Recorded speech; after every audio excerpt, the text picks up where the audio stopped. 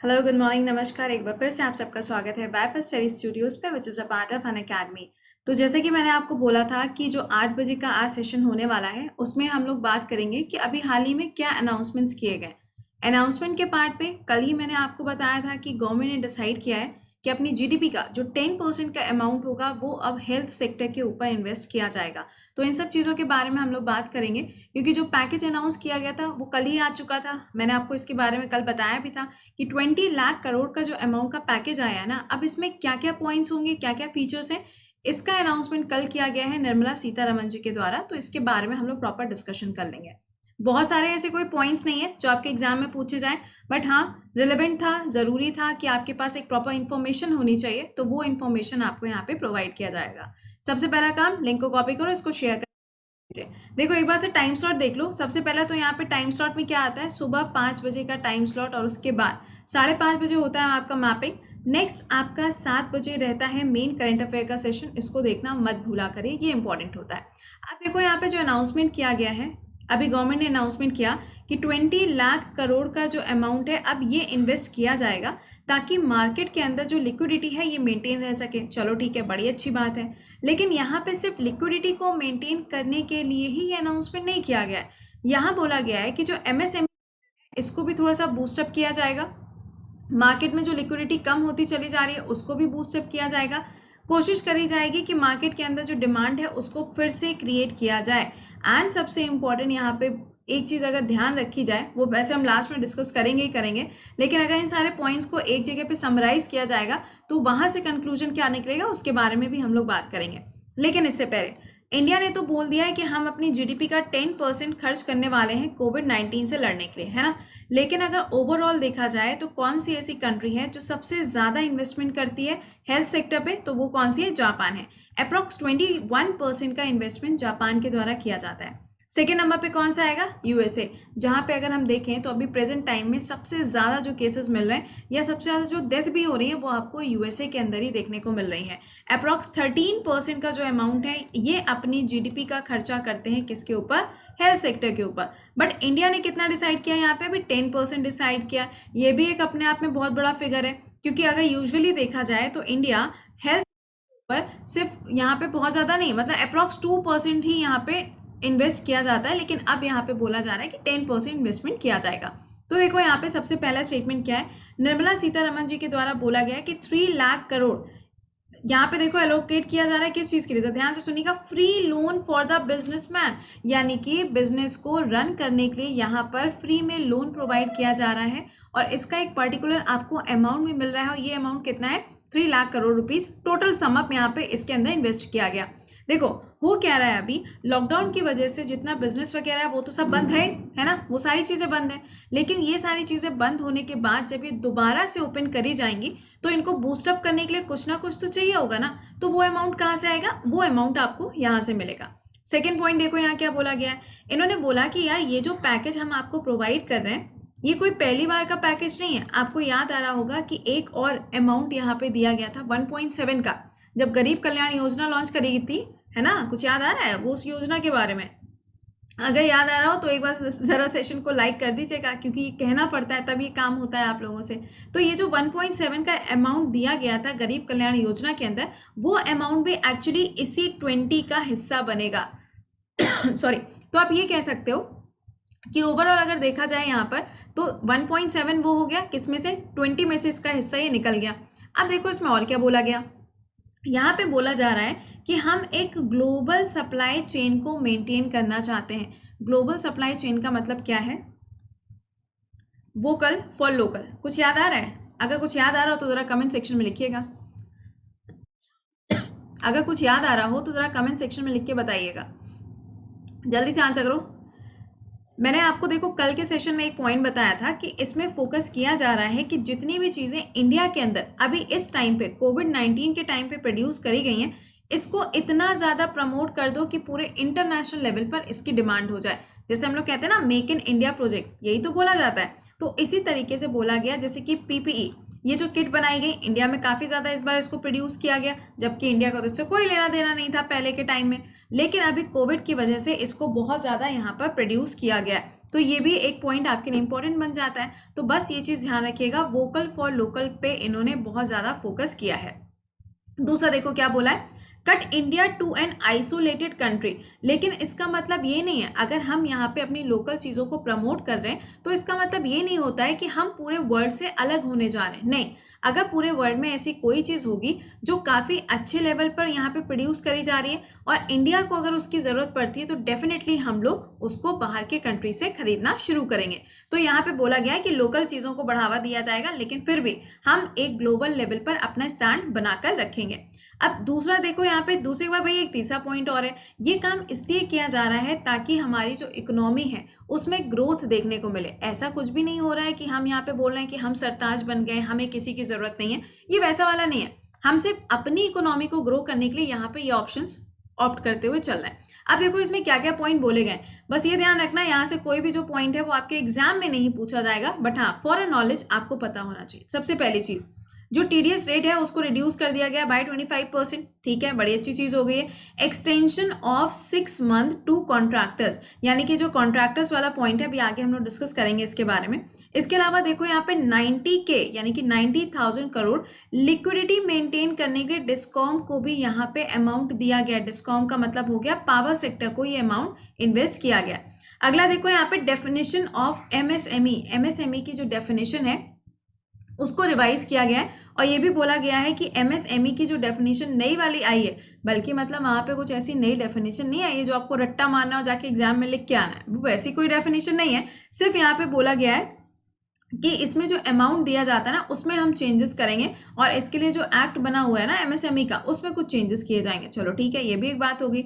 अगला बोला जा रहा है यहाँ पे कि जो एक फ्री ऑटोमेटिक लोन है ना फॉर एमएसएमई, ये भी यहाँ पर दिया जाएगा। तो ये कुछ की पॉइंट्स है, कुछ वैसे वाले की पॉइंट्स नहीं है कि बहुत ज्यादा ही यहाँ पे मतलब एग्जाम में आपसे एक एक कीवर्ड उठा के पूछ लिया जाए कि टीडीएस का रेट कितना कम कर दिया गया, ऐसा कुछ भी नहीं आने वाला एग्जाम के अंदर, ठीक है। बट यहाँ पे हम लोग डिस्कस करेंगे क्योंकि न्यूज़पेपर का पार्ट बना था तो ऑब्वियस सी बात है हमें डिस्कस करना है। अब देखो एमएसएमई की डेफिनेशन के बारे में यहाँ पे जो पॉइंट्स लिखे हैं ना इनको आगे अभी देखो डिटेल में डिस्कस करते हुए चलते हैं। सबसे पहला यहाँ पे एमएसएमई की डेफिनेशन, इसमें क्या बोला जा रहा है, investment limit will be revised upward, यानी कि जो इन्वेस्टमेंट किया जाता है ना एमएसएमई, समझ रहे हो क्या मतलब है इसका। यहाँ पे जो मीडियम और स्मॉल जो इंटरप्राइजेस होते हैं, जो छोटे स्तर पे जो बिजनेस किए जाते हैं, उसके लिए बोला जा रहा है कि जो इन्वेस्टमेंट किया जाता है, इन्वेस्टमेंट करने के लिए एक लिमिट जो रखी गई है उसको रिवाइज किया जाएगा, यानी कि उसमें कुछ बदलाव किए जाएंगे।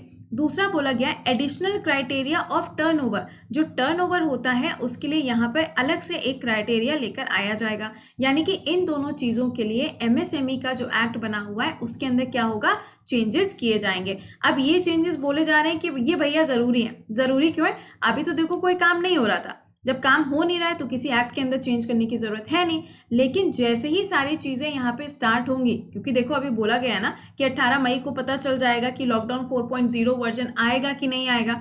अगर आता भी है, सपोज अगर आता भी है तो यहाँ पे काफी सारी आपको छूट देखने को मिलेगी, क्योंकि अगर सारी चीजें बंद रहेंगी, इकोनॉमी में थोड़ी सी भी अगर ग्रोथ नहीं होगी तो अब आप समझ सकते हैं कि इंडिया की हालत क्या हो सकती है ना। अभी आप लोग लेबर्स की कंडीशन देख ही रहे हैं, तो अब इसके बारे में भी हम लोग बात करेंगे। तो यहाँ पे एमएसएमई की डेफिनेशन को बदलने की बात बोली गई है। यहाँ पे कंपैरिजन वगैरह भी है, बट कंपैरिजन इतना कुछ इंपॉर्टेंट नहीं है। आप देख सकते हो यहाँ पे कि माइक्रो फाइनेंस के अंदर पहले जो अमाउंट है वो आपको 25 लाख नजर आ रहा है, अब इसमें जो इन्वेस्टमेंट बोला जा रहा है कि वो 1 करोड़ रुपीज तक का हो जाएगा।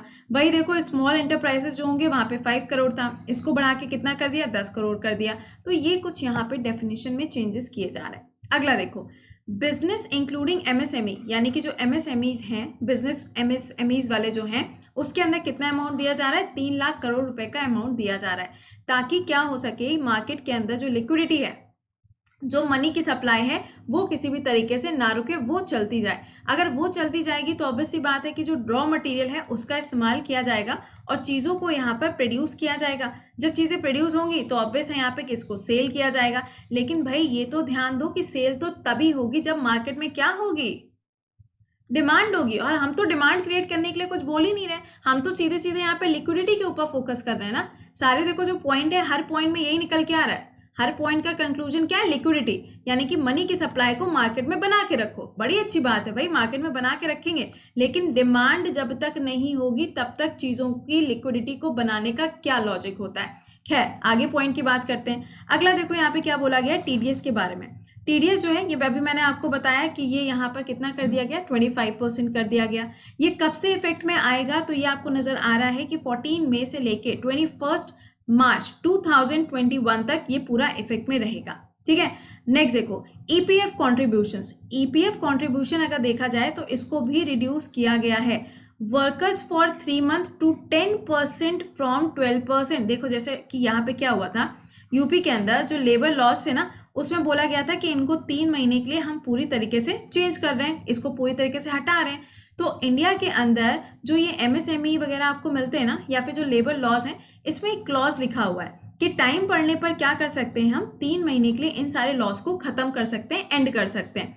तो यहाँ पे बस वर्कर्स के लिए भी कुछ चीजें बोली गई हैं, लेकिन इतना कुछ यहाँ से अच्छा आउटकम निकल के आ नहीं रहा। मतलब दिस इज माय परसेप्शन, ये मेरा परसेप्शन है। नेक्स्ट पॉइंट पे आ जाओ, यहाँ पे रिलीफ टू दी कॉन्ट्रैक्टर्स। जो कॉन्ट्रैक्टर्स होते हैं ना, जो क्या करते हैं यहाँ पे, जैसे कि कॉन्ट्रैक्ट वगैरह लेते हैं, आपने देखा होगा कि किसी भी चीज़ का यहाँ पे कॉन्ट्रैक्ट हो, जैसे कि रोड बनाने का कॉन्ट्रैक्ट है या किसी बिल्डिंग को बनाने का कॉन्ट्रैक्ट है, तो इसमें क्या बोला जा रहा है, एक्सटेंशन अप टू 6 मंथ। यहाँ पे 6 महीने तक का इनको एक्सटेंशन प्रोवाइड किया गया है without cost to contractor, without cost to contractor. For example देखो यहाँ पे बोला गया कि इसके अंदर क्या चीजें इंक्लूड होंगी, तो यहाँ पर जो कॉन्ट्रैक्टर्स हैं वो वाले कवर किए जाएंगे जो ऐसे काम को कर रहे हैं जो गुड्स और सर्विस से जुड़ा हुआ है, पहली चीज। या फिर यहाँ पे ऐसी चीजों को नोटिस किया जाएगा या उसको इंक्लूड किया जाएगा जो कोई काम काफी टाइम से पेंडिंग पड़ा है किसी भी कॉन्ट्रैक्टर का और उसको पूरा करना है। तो दो चीजें यहाँ पे निकल के आई, पहला पॉइंट तो ये हो गया, और दूसरा क्या हो गया कि अगर कोई भी वर्क कंप्लीट करना है तो उसके लिए यहाँ पे ये टाइम एक्सटेंड करके दिया गया है। चलो ठीक है, एक ये भी एक्सटेंशन निकल के आया। अगला बोला गया डिस्कॉम सेक्टर के लिए, यानी कि पावर जनरेशन। जैसे कि हम लोग कहते हैं ना, यहाँ पे काफ़ी सारी योजनाएं चलाई जाती हैं, पीएम योजनाएं काफ़ी सारी चलाई जाती हैं, तो उसके अंदर डिस्कॉम जो होता है वो काफ़ी इंपॉर्टेंट एक रोल प्ले करता है। तो यहाँ बोला जा रहा है कि जो डिस्कॉम का सेक्टर है वहाँ पे लिक्विडिटी को मेंटेन करने के लिए इसकी इकोनॉमी के अंदर 90,000 करोड़ रुपीस का इन्वेस्टमेंट किया जाएगा। चलो एक और यहाँ पे पॉइंट निकला। अगला देखो यहाँ पे क्या बोला जा रहा है, पार्शियल क्रेडिट गारंटी स्कीम, इसका 2.0 वर्जन आया जिसमें बोला गया कि 45,000 करोड़ रुपीस इसके अंदर इन्वेस्ट किए जाएंगे फॉर एनबीएफसीज। अब ये एनबीएफसीज क्या हो जाएंगे भाई, तो ये हो जाएगा आपका नॉन फाइनेंशियल कंपनीज जितनी होती हैं उनके लिए इतना अमाउंट इन्वेस्ट किया जाएगा, क्योंकि आगे चल के भाई जब टाइम अभी आएगा तो ये लोग भी तो यहाँ पे लोन वोन देना शुरू करेंगे, जो बैंक्स जितने हैं वो भी तो लोन देना शुरू करेंगे, तो पैसा कहाँ से आएगा, पैसा तो यहीं से आएगा ना। तो यहाँ पर हर एक तरीके से लिक्विडिटी को कैसे बढ़ाया जाए इस चीज के ऊपर फोकस किया जा रहा है। दूसरा फोकस ये किया जा रहा है कि जितनी भी लोकल चीजें हैं उसको ग्लोबल लेवल पर आपको प्रमोट करना है। तो दो ही पॉइंट यहाँ से सिर्फ कंक्लूड होकर निकल के आ रहे हैं, इसके अलावा कोई तीसरा पॉइंट अभी तक तो नहीं आया। अगला देखो यहाँ पे बोला गया कि 30,000 करोड़ रुपीस जो हैं ये स्पेशल लिक्विडिटी के लिए दिए जाएंगे, वो भी किसको, एनबीएफसीज को। ऑलरेडी एक अमाउंट दिया गया, लेकिन अब उसके बाद बोला जा रहा है कि अलग अलग लेवल पे, जैसे कि सेकेंडरी लेवल पर होगा, प्राइमरी लेवल पर होगा, तो हर एक लेवल पर भी ये अमाउंट दिया जाएगा। किस चीज के लिए, अगर कोई इनके ऊपर डेप्थ है, डेप्थ का मतलब क्या होता है, अगर कोई कर्जा है तो वो कर्जा भी तो चुकाना पड़ेगा ना आपको, क्योंकि जब तक वो कर्जा आप चुकाओगे नहीं, जरूरी है ना, क्योंकि प्रिंसिपल के साथ साथ इंटरेस्ट भी तो लगता चला जा रहा है, वो भी तो बढ़ता जाएगा। तो इसको यहाँ पे हटाने के लिए ये चीज यहाँ पे बोली गई है कि इतना अमाउंट हम यहाँ पे भी इन्फ्यूज करेंगे। बिल्कुल भी कोशिश मत करना कि ये फिगर्स और ये सारे स्टेटमेंट आपको रट्टा मारने, ऐसा कुछ भी नहीं करना है आपको, सिर्फ आपको यहाँ पे सुनना है, चीजों को सिर्फ आपके दिमाग तक ये जानी चाहिए। अगला पॉइंट देखो यहाँ पे क्या बोला गया, ईपीएफ के लिए बोला गया। अब ईपीएफ के लिए जो सपोर्ट प्रोवाइड किया है, वर्कर्स फॉर 3 मोर मंथ, इनको 3 और महीने के लिए यहाँ पे आपको रिलीफ दिया जा रहा है। और ये एक्सटेंशन कब तक के लिए किया गया, अगस्त 2020 तक के लिए इसको एक्सटेंड किया गया। अब देखो एक पॉइंट, अब ये बेनिफिट जो है, ये जो लिक्विडिटी के लिए जो बेनिफिट दिया जा रहा है ना, 2500 crore liquidity relief to how much, 3.67 lakh established and for 72.22 lakh employees, इतने लोगों को ये बेनिफिट पहुंचाएगा। यार देखो बेनिफिट तो तभी पहुंचाएगा ना जब यहाँ पे घुमा फिरा के एक ही चीज तो निकल के आ रही है, जब ये होगा मार्केट में तभी तो ये रिलीफ पहुंचाएगा ना। तो अभी तक हम लोग अगर देखें तो ऐसा कोई भी पॉइंट निकला नहीं है जहां पे हमने डिमांड को क्रिएट करने की कोशिश करी हो। डिमांड तो देखो वैसे भी अभी क्रिएट नहीं होगी, अभी कैसे क्रिएट होगी, लॉकडाउन चल रहा है, लॉकडाउन के टाइम पे लोग थोड़ी ना बाहर निकल के आके चिल्लाएंगे सड़कों पे कि हमको ये चाहिए, हमको वो चाहिए, ऐसा थोड़ी ना होगा यहाँ पर। तो डिमांड क्रिएशन करना सबसे बड़ा एक ऑब्जेक्टिव होना चाहिए था। अब देखो यहाँ पे अगर हम प्रोज देखते हैं, मतलब यहाँ से क्या क्या प्रॉफिट निकल के आएंगे, तो सबसे पहला तो प्रॉफिट यही हो गया जो हम लोग बोलते हैं ना, मेक इन इंडिया, हम लोग लोकल चीज को प्रमोट करेंगे। वेरी गुड, बहुत अच्छा पॉइंट है, एक ये अच्छा पॉइंट है। दूसरा, हम लोग मैन्युफैक्चरिंग और टेक्नोलॉजी के फील्ड में काफी अच्छा काम कर गए हैं, तो अब इसी चीज को हमको आगे वाले टाइम के लिए भी बढ़ाना पड़ेगा। फॉर एग्जाम्पल, अगर हम चाइना का स्टेटस देखें तो चाइना भी बहुत ज्यादा वीक। अब ये जो एक गैप क्रिएट हुआ है ना, अब ये गैप हम लोग कैसे यहाँ पे फुलफिल कर पाएंगे? अगर हम चाइना की जगह पे काम करना शुरू करेंगे तभी तो हम उसको फुलफिल करेंगे। तो ये काम कैसे हो सकता है? मैन्युफैक्चरिंग एंड टेक्नोलॉजी सेक्टर के अंदर इन्वेस्टमेंट करने पे ये चीज यहाँ पे और ज्यादा बेनिफिट लेकर आ सकती है। तो ओवरऑल यहाँ पे बोला जा रहा है कि डोमेस्टिक कंजम्पशन जो है ये तो हम करेंगे ही करेंगे, लेकिन यहाँ पे हम एक्सपोर्ट के ऊपर भी फोकस करेंगे। ये सबसे इंपॉर्टेंट है कि इसका प्रोज क्या है, इसके पॉजिटिव पॉइंट्स क्या निकल के आए।